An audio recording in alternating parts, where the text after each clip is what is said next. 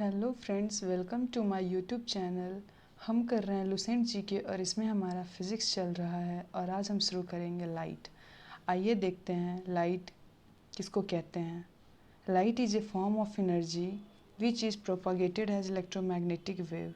Light जो है energy की ही एक फॉर्म है जो प्रोपागेट करती है इलेक्ट्रोमैग्नेटिक वेव्स के जैसा।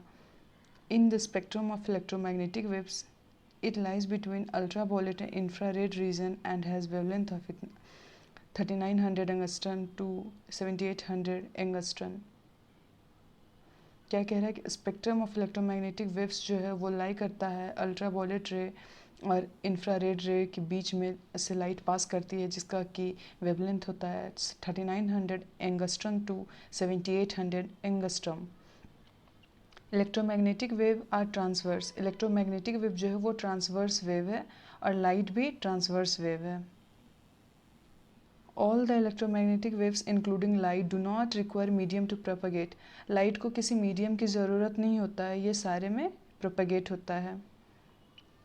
Wave nature of light explains rectilinear propagation.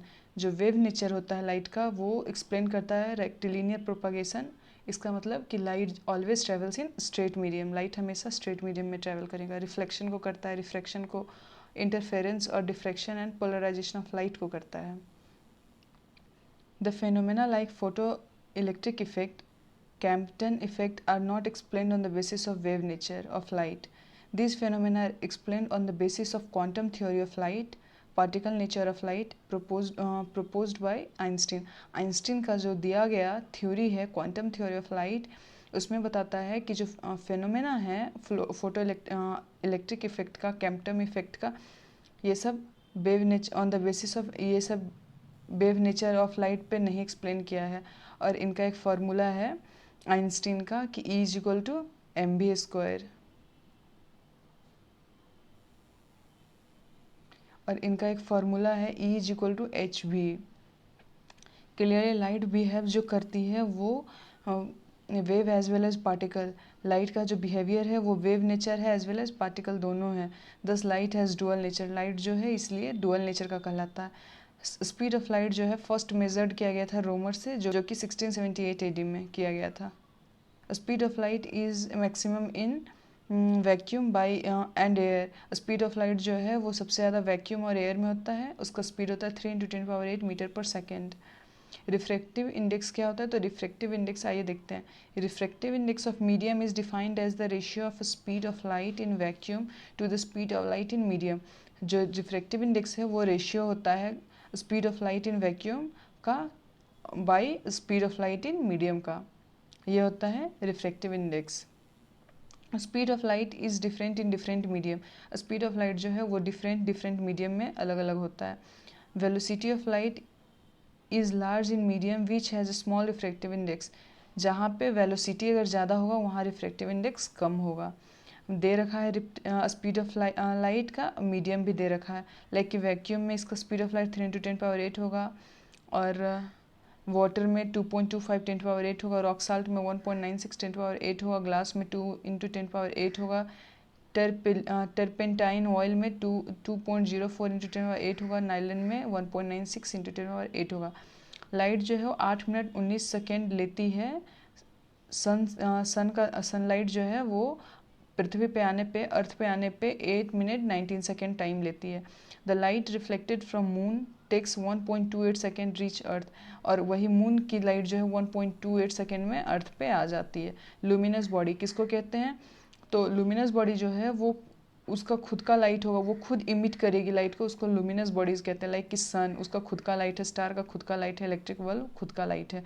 Non luminous subject क्या है? तो जो खुद से इमिट नहीं करती है लाइट उसको बोलते हैं नॉन लुमिनस। जैसे कि मून, लाइक कि रूम में इलेक्ट्रिक बल्ब की वजह से हम लोग को चेयर, टेबल, बेड कुछ भी दिखाई देता है, वो सब नॉन लुमिनस है।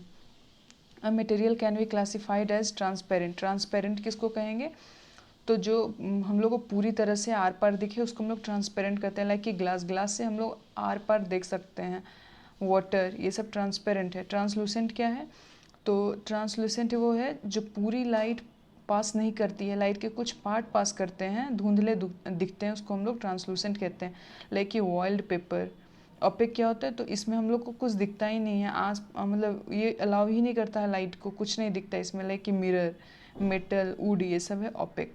शैडो, शैडो किसको कहते हैं, तो शैडो के बारे में यहाँ पे दे रखा है कि एक सोर्स है, ठीक है, और एक यहाँ पे एक ऑब्जेक्ट है और एक यहाँ पे दीवार है। तो जो ये जो सोर्स है, अगर ये source in case of point source, अगर ये पॉइंट सोर्स रहेगा तो शैडो है सिंपली डिफाइंड आउटलाइन, तो शैडो जो है वो यहाँ पे दिखेगा। और इन केस एक्सटेंडेड सोर्स अगर रहेगा तो टू डिस्टिंक्ट रीजन होगा, दो डिस्टिंक्ट रीजन क्या होगा, तो एक अगर यहाँ पे ये एक्सटेंडेड सोर्स लाइक कि सन है, तो अगर यहाँ पे ये सन है तो यहाँ पे जो लाइट है वो यहाँ पे डार्क होगा, उसको हम लोग अम्ब्रा बोलेंगे। और वही यहाँ पे उसके बाद जो थोड़ा बहुत लाइट इधर बिखरेगा उसको हम लोग पेनम्ब्रा बोलेंगे, उसको हम लोग पेनम्ब्रा बोलेंगे। और रिफ्लेक्शन ऑफ लाइट किसको कहते हैं, तो light moving in one medium which falls at the surface of another medium, part of light returns back to the same medium. This phenomena returning back of light in first medium interference of two media is known as reflection. एक यहाँ पे क्या है, तो एक हम लोग यहाँ पे प्लेन सरफेस लेते हैं और यहाँ पे ये प्लेन मिरर है, ये प्लेन सरफेस है, यहाँ पे एक पॉइंट ऑफ इंसिडेंस होता है जहाँ की एक इंसिडेंट रे फॉल करती है और वही रिफ्लेक्टेड बैक होती है जो कि रिफ्लेक्टेड होता है, और ये एंगल ऑफ, इसको बोलते हैं इंसिडेंट रे, इसको बोलते हैं रिफ्लेक्टेड रे, बीच में नॉर्मल होता है, तो ये नॉर्मल होता है। तो जो यहाँ पे एंगल बन रहा होता है उसको बोलते हैं angle of reflection, angle of incidence, और इसको जो बोलते हैं एंगल ऑफ रिफ्लेक्शन बोलते हैं, ठीक है, वही एंगल ऑफ रिफ्लेक्शन। देखते हैं आगे क्या कह रहा है। In the reflecting surface is smooth, ये स्मूथ सरफेस है, और रिफ्लेक्शन इज रेगुलर रिफ्लेक्शन है।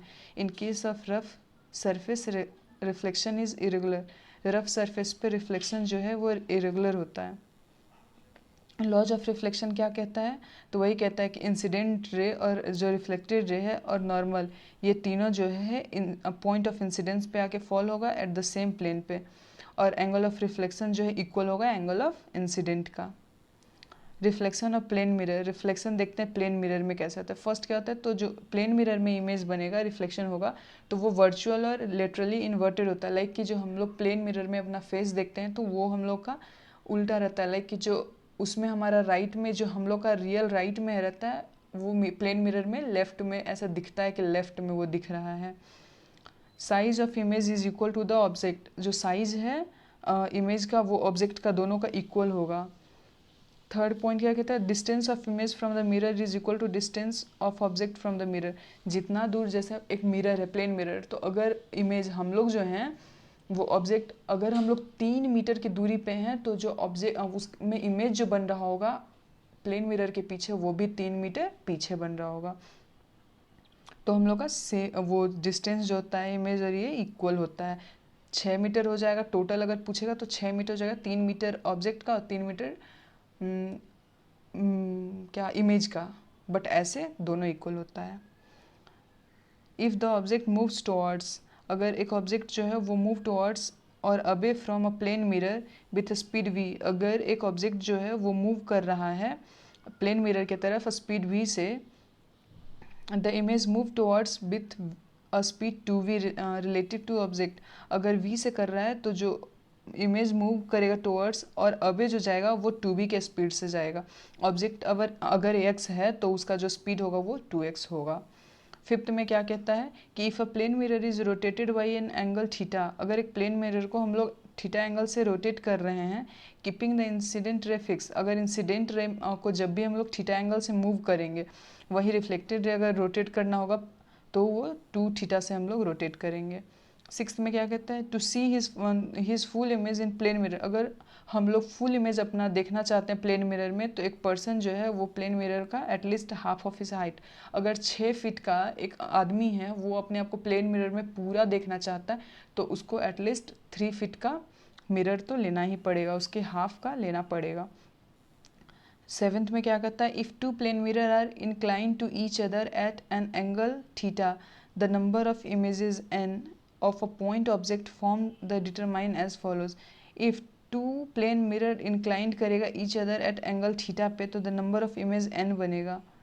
वही यहाँ पे दे रखा है कि इफ़ 360/थीटा इज़ इवन इंटीजर, तो n इज इक्वल टू क्या करना पड़ेगा, अगर नंबर ऑफ इमेज अगर निकालना पड़ेगा तो हम लोग को अगर इवन में रहा तो 360/थीटा -1 कर देंगे, अगर ऑड में रहा तो क्या हो जाएगा, नंबर ऑफ इमेज कैसे निकालेंगे, 360/थीटा -1 कर देंगे if object is symmetrically placed and कह रहा है 360 पे तो ऑब्जेक्ट नॉट सिमेट्रिकली प्लेस्ड होगा।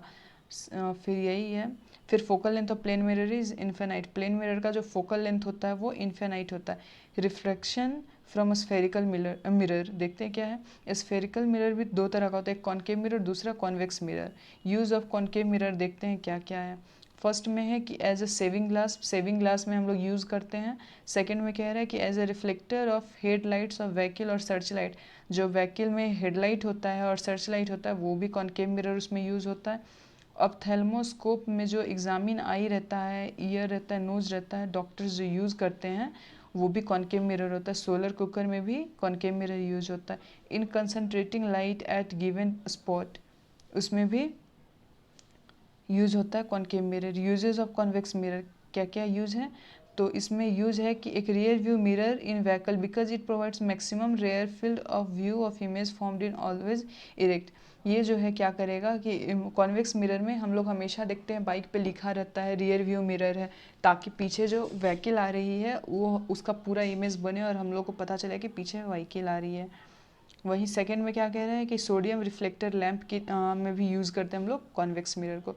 रिफ्रैक्शन ऑफ लाइट क्या होता है, रिफ्रैक्शन ऑफ लाइट, तो जब एक रे जो है वो propagating in a medium इंटर्स in another medium deviate it from path, क्या कहता है कि लाइक कि देखो एक मीडियम है, ये रेयरर से डेंसर में अगर जाएगा तो एक नॉर्मल यहाँ पे है, नॉर्मल का वो हमेशा टुवर्ड्स रहेगा, ठीक है। अगर रेयरर से डेंसर जाएगा तो टुवर्ड्स द नॉर्मल मुड़ेगा वो, लेकिन अगर वहीं डेंसर से रेयरर जाएगा तो ये नॉर्मल से जो है ये नॉर्मल से अबे जाएगा, अबे फ्रॉम नॉर्मल जाएगा।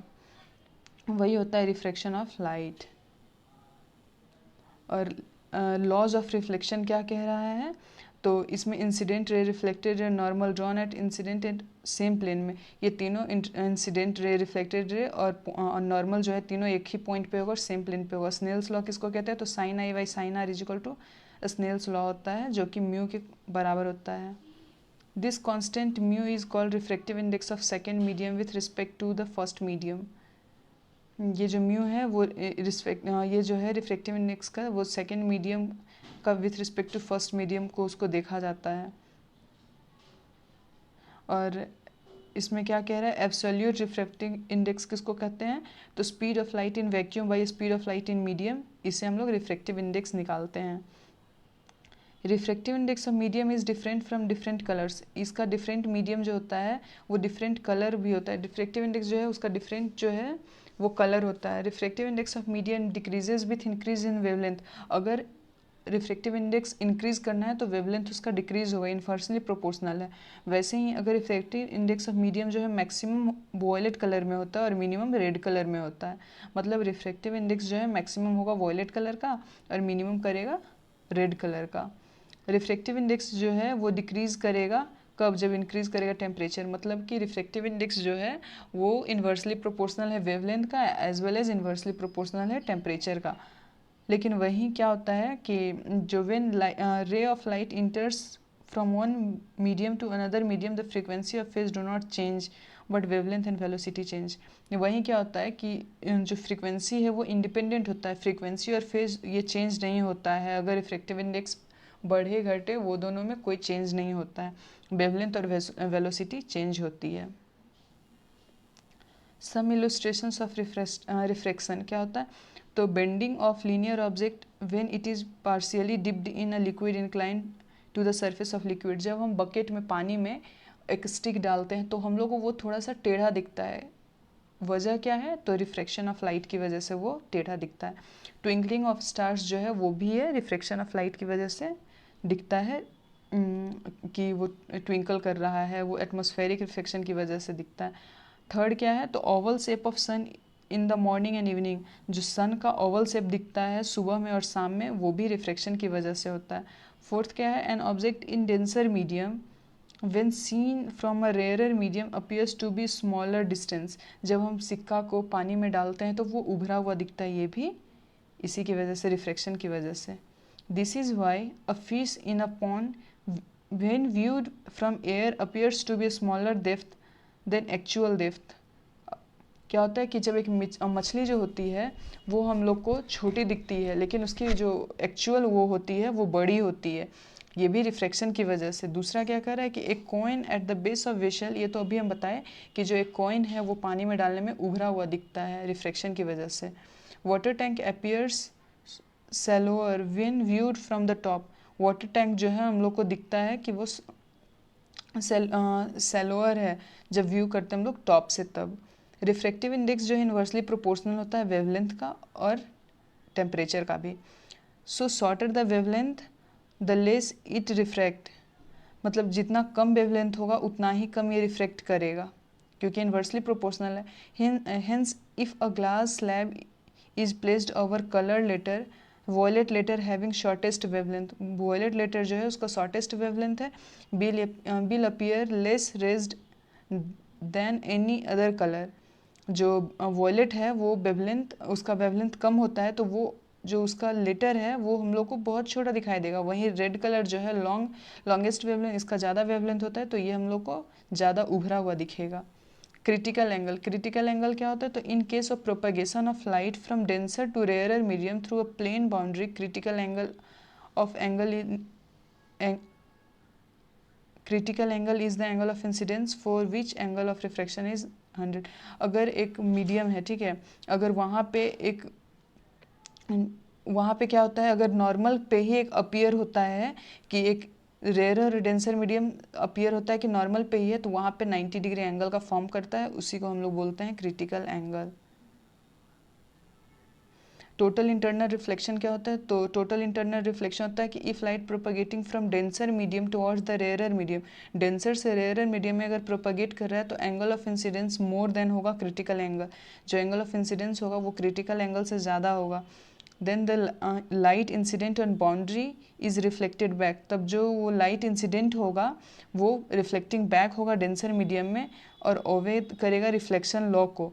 This phenomena is called total internal reflection, इसको कहेंगे।